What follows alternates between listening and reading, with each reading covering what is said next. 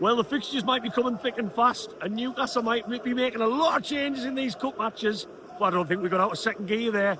Newcastle are into the quarter-finals, and the Tottenham instant reaction is coming up, Newcastle fans. So do us a favour, man, make sure you stick around.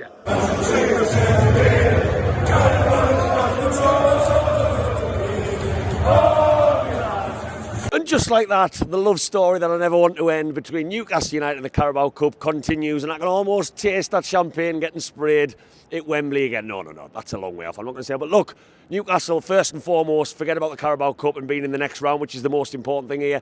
What I'm delighted about is 3 home wins in a week where I don't think any Newcastle fan is going to say that we are in full gear. Johan Wiss has never kicked the ball. Livramento and Hall and Mission and Dan Burns have been playing left back temporarily. I'm over the moon. That is a massive thing. 3 football matches in 3 different competitions in the most competitive league in the world, in Europe's best competition in the Champions League, and in against the Tottenham side in the Carabao Cup this early. I'm over the moon. Look, Eddie Howe made changes tonight more than I would have liked, and I can say that now, and I can hold my hand up and say we were able to and win the match. So I'll sit on my thumbs on that one. I wanted to see slightly less than what I saw. I didn't necessarily want the Joe Willocks and whatnot in, but he did. He went with a really attacking midfield. No Lewis Miley sitting, no Bruno winning his aerial, his ground duels and all that good stuff and those free kicks that we know him so well for. Tonali came in as expected, but a midfield of Willock and Ramsey offers a hell of a lot more going forward than what it does defensively, or so you would think. Defensive changes as expected. He didn't go wholesale. Fabian Schar, Kraft makes total sense, and you've got that Swedish connection on the right in Elanga and Kraft. Look, I thought Newcastle started the game relatively well, just like the Fulham match in the early minutes. Tottenham couldn't get out. Couldn't get all of the ball, should I say. Woltemade was linking up lovely. I thought Ramsey was making lovely little runs, really trying to get involved. And we were having the better of it. And there was a couple of flash crosses into the box. Ramsey almost comes close. Willock comes close. Barnes should have done better on one. And we probed and I thought Tottenham were looking for wide areas at every opportunity. I do think that Fabian Schar started the game slow. I think that Richarlison was winning a couple of high balls. He was dropping deeper, and I think Fabian Schar didn't know whether to go or stay to follow him. And Richarlison was picking up the ball and starting their attack, and it wasn't good enough. Fabian needed to get closer. But they were going wide. There was lots of floated balls into the box, but without any quality. And to be honest, across the match, without getting into the second half yet, that summed them up. But Newcastle got the goal, just like against Fulham on Saturday. We got the goal at a really good time, and it's a lovely cross from Tonali. And Fabian Schar, he did start improving, but we know he is a threat from set pieces. He hasn't just got a thunder twat of a shot on him. Not the highest terminology you'll hear on Sky Sports, but he does have that on him, but he's good in the air. He has to be. He's a defender, and it was a lovely header. That sets us up. There looked a bit of an inquest between the Tottenham players surrounding the referee, as you have to try and do, I guess. And that sets us up, and I just didn't think Newcastle ever pushed on from there. I really didn't. We kept on probing. A couple of our players looked quite reserved, I'll be totally honest. There was times when there was screams from the corner where I sit for Elanga or Joe Willock to burst, run into that space, run in behind and let someone ping one over the top, but they weren't. To say that we had that attacking midfield that I mentioned earlier, it seemed like it was instruction from Howe, which I totally understand, to not dive forward at every opportunity, because Tottenham, their team, I love Bergvall, by the way, a really good player. They were relatively strong. What I did notice was Elanga was almost dropping in on a couple of occasions as an inverted fullback, which surprised me. Kind of a Jacob Murphy jobby with Kraft moving into centre-back. Totally understand that. And was that a move improv during the match because they were putting so many balls in from wide areas? Possibly. Malik Chow, fantastic block in the first half. He did chop someone for a pretty brutal yellow card. Probably the first bad thing he's done in his Newcastle career, but really important to block that Richarlison shot as he was running through. It was fantastically timed. Sums him up as a player, reading everything wonderful.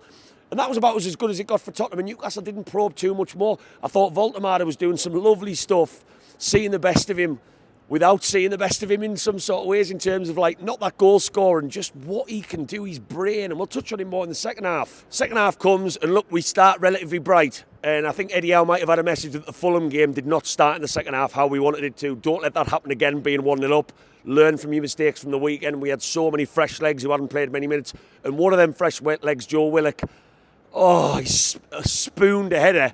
God, I think it hit him on the face, and you're thinking, oh no. And you're worried because Tottenham will have had a certain team talk from Thomas Frank to go out and give it a bit more, do more. He'll have been prepping some changes from the bench, and then Woltemade scores. Lovely header. The player who was not supposed to be that great at heading as one of his strongest points gets yet another one, and it was a lovely time. And Newcastle have not always scored at key times, particularly in the second half like we did there.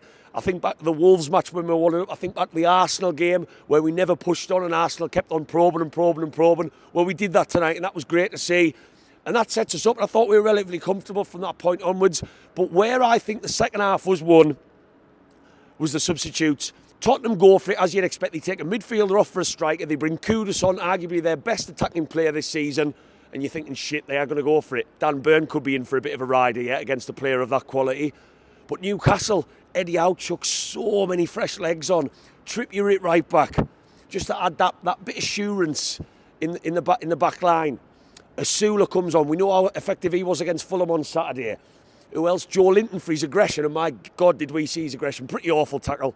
I will say that, Joe Linton, that scissor tackle for Kudus. I don't like to see that. I know it's part of his game. He brought him down at a crucial time when he was breaking away, but did it really, I've seen it back, did it really have to be as bad as that? He just needs to be careful sometimes, and he's running a tightrope. I know we love him for it, but it annoys me at times. From a tactical point of view, don't always take that yellow. He could have just pulled his shirt. It looked like it was a deliberate foul. But anyway, Joe Linton's aggression comes on.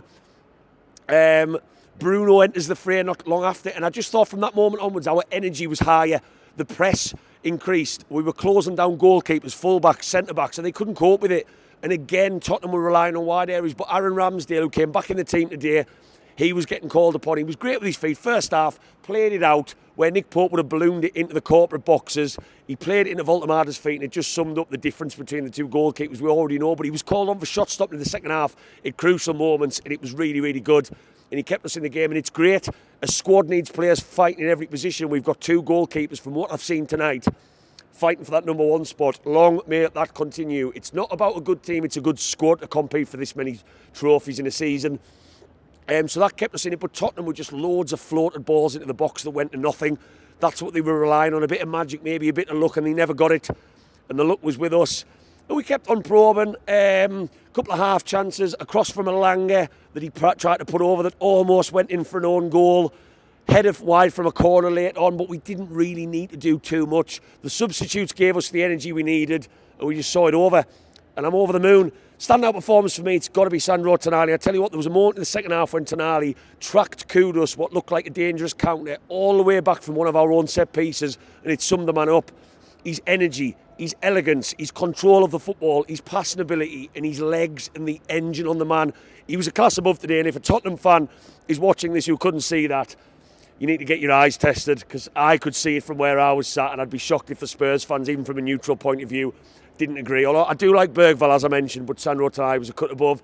Other standouts for me, Woltemade, some of the stuff he did. There are moments when he spots passes that tells me not only do we know he's such a unique footballer and exciting talent who's scoring goals with parts of his body that we were told weren't a strong point, even if you look at his numbers, it's stuck at, but it's the football and brain.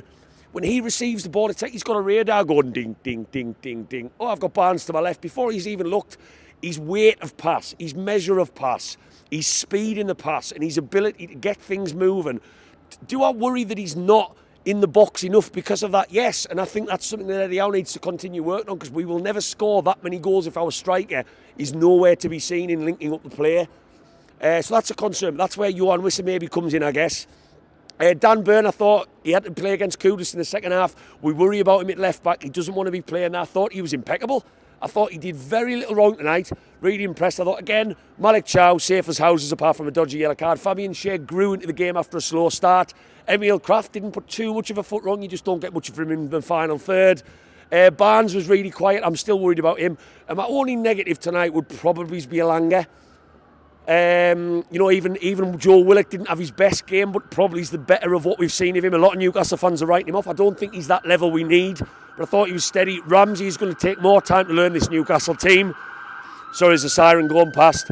Alanga, his energy was there. He contributed to a win, but he just needs to do more. He was on the pitch for the full match tonight, and he just didn't contribute enough. He looked short of confidence. There was a cross went into the box in the second half from Fabian Schar onto his foot, and he never once thought about volleying it to the goal. He went backwards. he seems to be hugging the touchline, not using that left foot and not causing defenders enough problems. And with £55 million, it's not his problem, but we just need to see a bit more. But anyway, that's the negatives over with. Fulham at home in the next round is a lovely draw. I'm delighted about that. We have to take this cup seriously now. We really do. You're then moving into a two-leg semi-final where anything can happen across 180 minutes, as we found out last season. And who knows, Newcastle could be back at Wembley again in March. God, there's a thought. But look, Newcastle have won 3 matches in a week. I'm going to sign off on this one. If you've liked this video, Newcastle fans, do me a favour, what that subscribe if you agree with us. I want to know your thoughts. Do you disagree with me? Do you agree with me? Let me know what you thought about a comfortable night at St James's Park to top off a pretty solid week at St James's Park, should I say. And Newcastle United keep marching on as the cup holders in the Carabao. Sleep well, Newcastle fans, and as always, keep the faith. Away the lads!